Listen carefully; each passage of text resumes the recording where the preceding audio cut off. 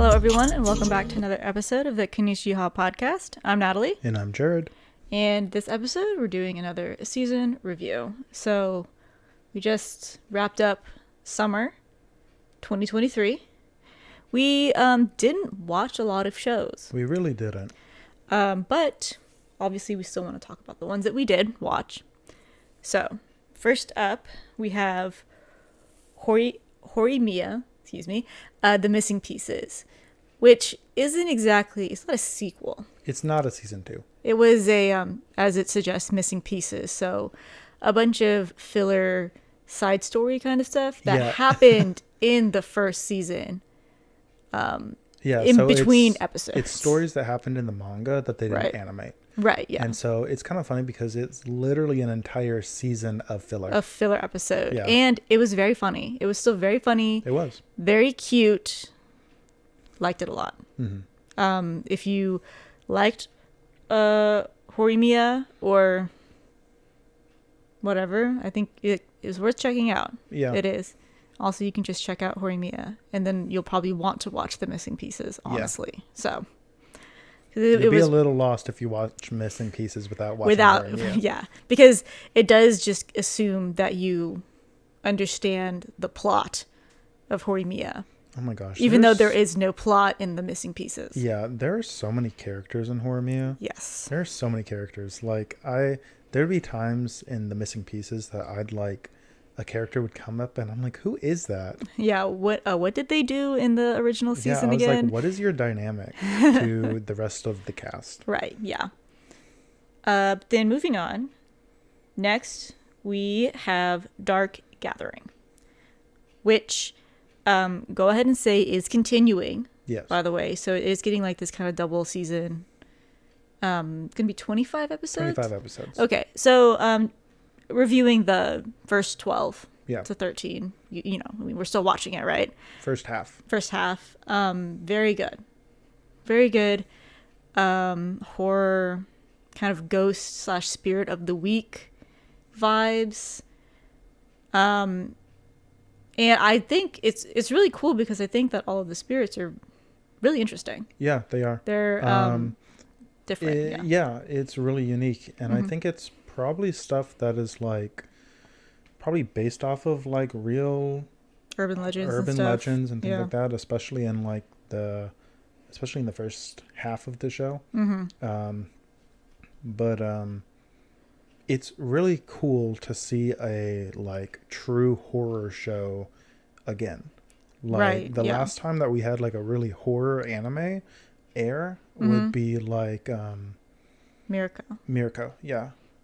What is the full name of that? It was like Mirko Sees It, something along those lines. Something like that, yeah. But it's because like Mirko was horror because it was grotesque. It was grotesque, but nothing actually really happened. Because in Mirko, the whole point is that she ignored the ghosts. Right. Because if the ghosts knew that she could see them, they would follow her. Exactly. They would bother her, essentially. And some of them were vengeful and would attempt to hurt her. Right. So she had to do her best to prove to the ghosts that she couldn't see them. Yeah. Yeah. So which makes this show really cool because it's the opposite of that. They're spirit busting. They are like going out of their way to find spirits, specifically ones that are vengeful and evil. Yes, and powerful. Yeah. Yeah. And to get them to do their bad thing on them so that they can capture them. Right, yeah. So, recap of the plot. Young girl. Parents were killed in a car accident, I believe. The dad got to pass on, and the mother was taken by a vengeful spirit. Yeah. So this young girl who can see the spirit world and is a very skilled exorcist, wants to gather an army of spirits to defeat the really big evil spirit that took her mom, so her mom can pass on. That's like the big general plot, but for the most part, it's very spirit of the week. Just we're going to a haunted spot, and then we're gonna fight the spirit for an episode or two. Yeah, and try to capture it, and that's That's it. Yeah, and the other main character is like spirits are attracted to him, so because he's cursed. Because it makes a dynamic of like, well, one is kind of like bait and the other one is deals with it. Yeah. Which they kind of make a point to be like, you're more than just bait, but because they're partners now, right? Because they've battled enough spirits, and he is learning how to like exorcise spirits himself too. Mm-hmm. So the funniest thing about this show is the character design. Yeah. So basically every character is like generic and like just looks like a regular person. Right. But the little girl main character looks like a Soul Eater character. Yes, she does. Like she is so over designed. Purple hair, big stompy shoes. Yeah, big stompy shoes with teeth. With teeth on them. Oversized jacket, like huge anime antenna. Or hair antenna. Yeah. Like it skulls for eyes. Right. Like it is so over designed, and it's hilarious to see her compared to like the other character standing next to the other characters. Yeah, because she's just because the other characters are just guys, like straight up. So while this is a really cool show, it definitely has some trigger warnings with it. Yes, and one of them was apparent enough forthcoming enough to put the trigger warning at the beginning of the episode. Yes, this show is incredibly dark. Because you're dealing with vengeful spirits. That means something bad happened to them, you know? So, and like really bad. Sometimes it's like just visually disturbing. And other times it's just like really gory. Yeah. For sure. So it is definitely a like show not for everyone. Yes, but if you like horror. Yeah, but if you like horror, this is the show. This is the show for you. It's great, especially like going into the second season. Like we're just gonna get scarier and scarier. Yeah, I mean that's what it's kind of like leading up to right now. You know, the entire first season was almost like a prologue for the second season. Honestly, for the second half, yeah, for sure. Which sounds really like, of course, the first half is going to build up into the second half, but the way that I kind of saw it is like the first half was like, okay, we're going to set down the rules of like, okay, this is how things work. You know, he's really inexperienced, and you know, we're just going to like scaredy cat go through it. And then the second season is like, okay, now we're actually serious about this. Yes, there's definitely a shift, because at first it was like, oh, let's just wander around our neighborhood and like see what happens.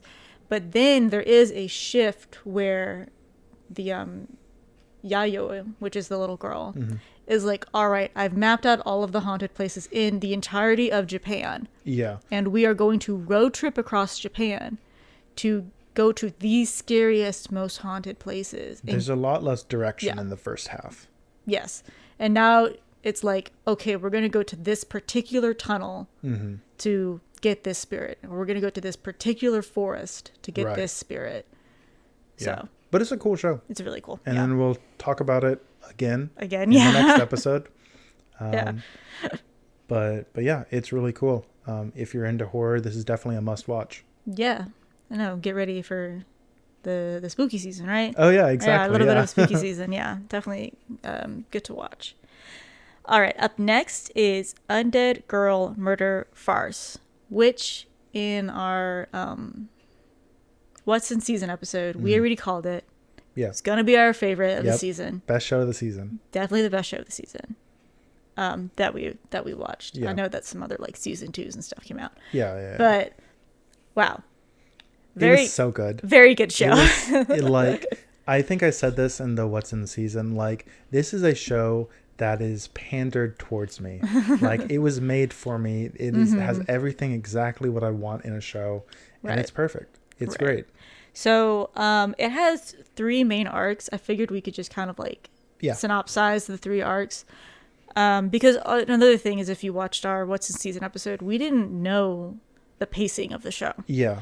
So we start with the first arc, which is the Vampire Mansion. And we're like, okay, is this going to be the whole season? Right, because in the description for the show, it only mentions the Vampire Mansion. So we start with the Vampire Mansion. And it's the whodunit murder of the vampire woman, head of house.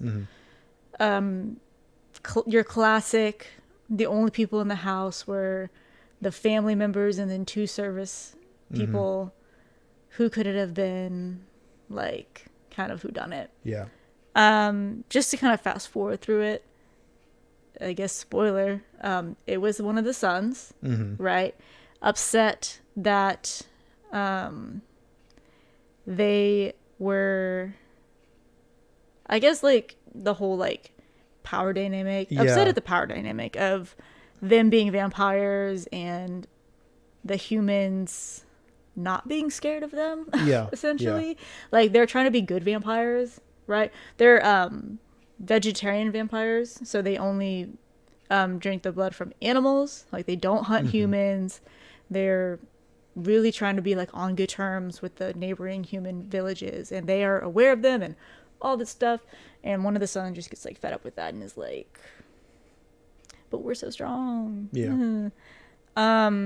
It ends with Suguru, the best character, beating the hell out of him. Beating the hell. I don't remember if he kills him or not. He does. He does kill him, yeah, right? He kills him.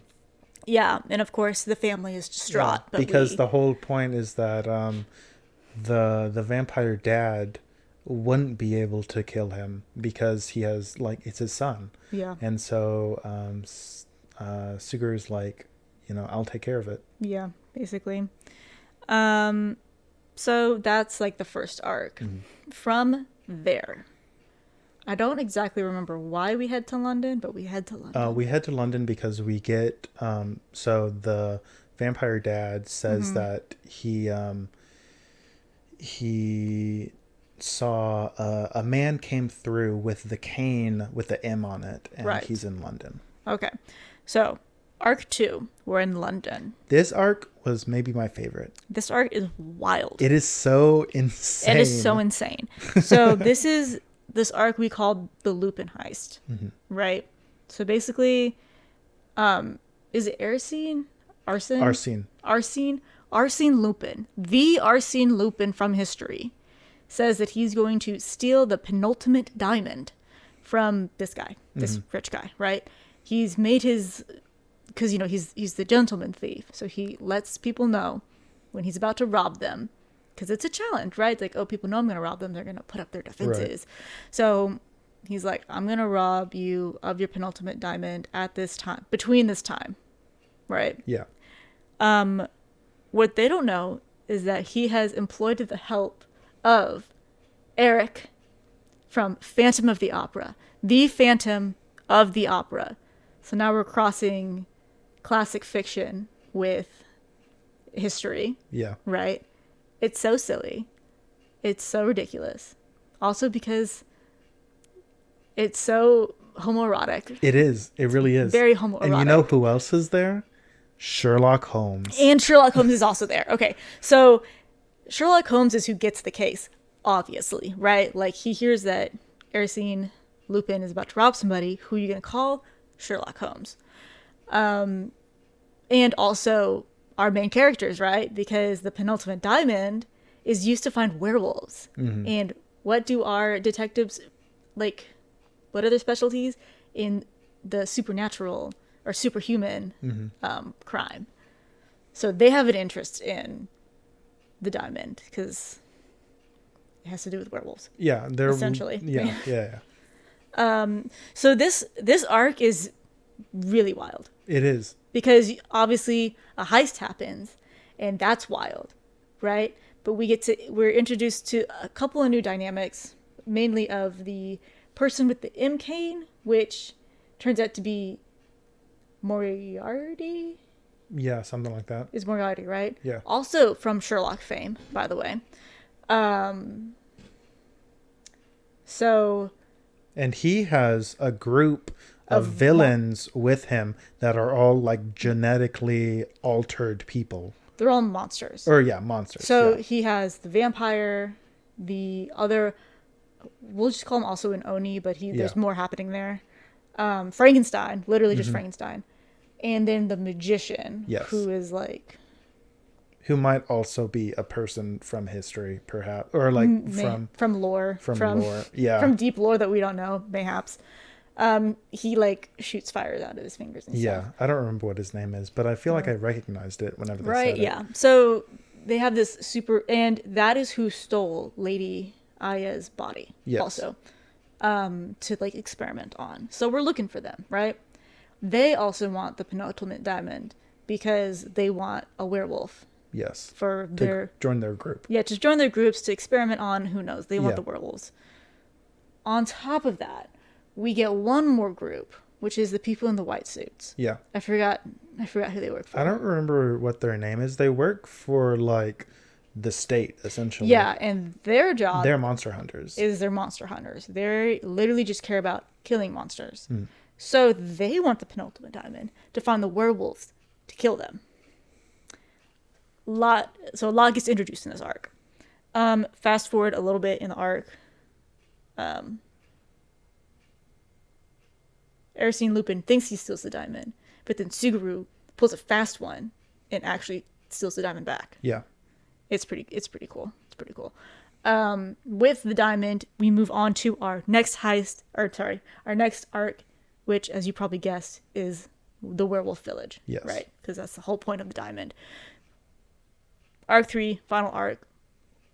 There is a town in Germany. We're in Germany now, right? Yeah. There is a town in Germany, travel to Germany, that is convinced that werewolves are hunting their young girls and are stealing away their young girls. This arc also gets very wild. So, unlike the vampire arc, they are not in contact with the werewolf village. They think it's near them, and they think they're responsible for all of these murders and disappearances. Yeah. So, our detectives roll up, do their thing, and who is it that ruins everything? It was the people in the white suits, right? Yeah. The people in the white suits roll up and they start a fight, and the maid, who I'm forgetting the name of, falls into a river and gets swept away, and begins her own little adventure because the werewolves of the werewolf village find her, nurse her back to health, and she begins kind of like doing her thing with like gathering information on her own with them. Essentially, the werewolf village is also experiencing the same thing. Murders, kidnappings. What's happening? Essentially, it's how it all worked out, right? Fast forward again. Is that there was one of the werewolves had a grudge. It's really complicated. Yeah, one of the werewolves was living a double life by being a werewolf in their village, and then also a body double for a girl in the human village. It's so weird. It's so much. Honestly, the explanation was wild at the end. But then that happened. And I mean, what adventure awaits them? Who knows? Yeah. Hopefully, will this get a season 2? I hope so. It was a lot of fun. It was a lot of fun. Very good jokes in there. Very good characters. And... Oh, yeah. The characters are excellent. Oh, yeah. Like, the dynamics and conversations that they have each other are, like... Good stuff like, right there. Really good, yeah. Really good stuff, yeah. Definitely recommend it for people who... For anybody, really. Mostly anybody. Okay. Next one. Noble Farmer. Which was the... it's literally just a chibi short anime about farming. Yeah. It follows the famous author of Fullmetal Alchemist Brotherhood, who also famously was a farmer, a dairy farmer before doing manga. So it's just her. It was just her sharing talking about farm stuff, sharing anecdotal stories, about from her childhood. things like, oh, I grew up in rural Japan, so where did my school have their field trip? To my dairy farm, to my house. I got to show them around my family's property, and that was our field trip. Things like that. Very knowledgeable. Learned a lot about milk. Yeah, learned a lot about farming and agriculture. Yeah. About pests and just a lot of farming knowledge. She's very knowledgeable, so it was interesting. And I'm sure funny. And funny, yeah. It was very funny too, because she also obviously talks about her folks and her cousins, and I mean, it's very easy to watch. So yeah, it's only 5-minute episodes. Oh yeah, for sure. All right, and then the last thing, Zom 100, bucket list of the dead. So first, I want to talk about the show itself. It's a good show. It's a good show. It's really good, actually. Yes, it's funny. It's relatable. Like, yeah, it's easy to relate to Akira as someone who is also in their mid-20s, who is still just kind of experiencing being a goofy guy. I mean, also the zombie apocalypse is happening, but he still has things that he wants to do in life that he gets excited about, and the friends he meets along the way are also very fun. They did finally meet. So I didn't know who the blonde was going to be. I just knew that there was going to be a blonde with big boobs. Yeah, because she's in the intro. But she's a German weeb. And she's excellent. She's in a samurai outfit. Like, where did she even get that? Yeah. And she's like proficient in katana. Samurai weapons. In samurai weapons. Yeah. It's crazy. But she's like the only one that actually kills zombies. Yeah. Other than just like punching. Yeah. I guess like 1-2 punching. But yes, she is excellent. She was a fun character to add to that to the dynamic. Especially since when she introduces herself, she's essentially like, yeah, I'm kind of just a tourist. Yeah. Like, I just happened to be in Japan when the zombie apocalypse happened. And our two male main characters are like, oh, like, they want to like show her around as a tourist. Yeah. But once again, there's a zombie apocalypse, so it's a little hard. Of course, that leads to things like how they meet her, right, is the fish. She's trying to transport fish to a sushi chef that she got in contact with because she's never had sushi before. And they're like, well, we want sushi. We'll help you get all this fish to this guy. And that's like kind of how the relationship starts. And it's great. It's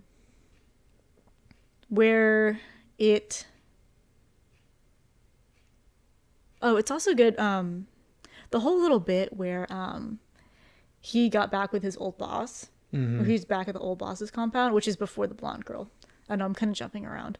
That was a very interesting arc. Yeah, it was. I think just to show, and the girl was able to really sympathize with him also, that it's really hard to break out of like power dynamics. Yes, exactly. Power dynamics. It's really hard to break away from power dynamics because it's easy for people on the outside to say, well, he's not your boss anymore. He treated you like shit whenever he was your boss. He's not your boss anymore. You don't have anything to be afraid of because he can't do anything to you. But then, well, first of all, he's sucked back in because the boss says that he'll help him, but only help him if he repays him with labor. Yeah, which was the boss's fault to begin with because he popped their tires. Oh yeah, it was a total scam. It was a scam, right? Total scam. Of course, this whole arc blows up in the boss's face, right? When zombies finally get into their compound, and he doesn't know how to lead his people, and Akira is is the guy with the plan and helps everybody essentially kill the zombies that invaded the compound, and They do it like with like teamwork, like real teamwork, you know. And after that, everybody's like, we actually don't need you, like, as a boss in your words, and we don't need this. Yeah. We can do better on our own and in other places with each other. And like I said, it was really cool that the girl main character was able to sympathize with him and her own like backstory of her father being really hard on her, being like, I get it, you know, like once you hear those words, it's really hard to not hear them anymore. But it was interesting. You know, it's a really good show. And it's really silly also. Lots of laughs. Very fun. Where the show ended up ending is the gang is going. Do you remember where they? I mean, it's to where his parents. Yeah, I don't remember where. But do you remember where? Rural Japan. Rural Japan. So Akira grew up in rural Japan, and they're going to check on his parents and see if they're okay.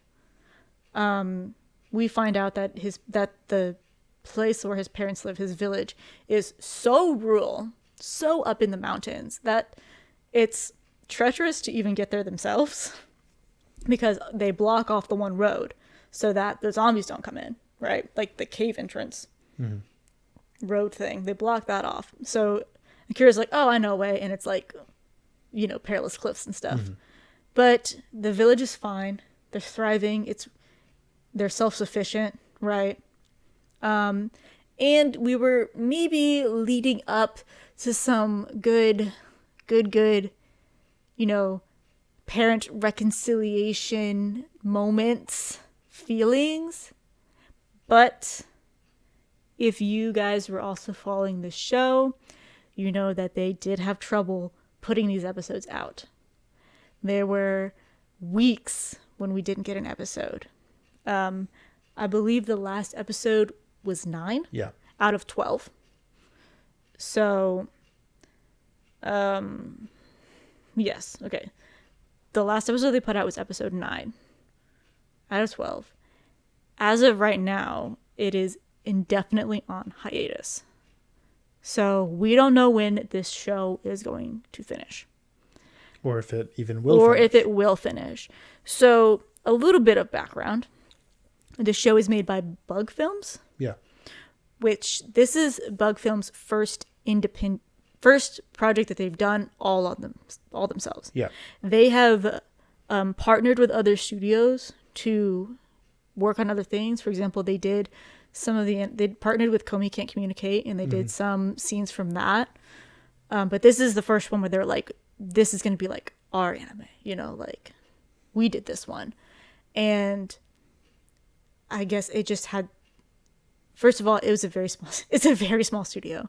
I read somewhere that it was only 12 people, and they just couldn't keep up with the schedule, which is a little ironic. Yeah.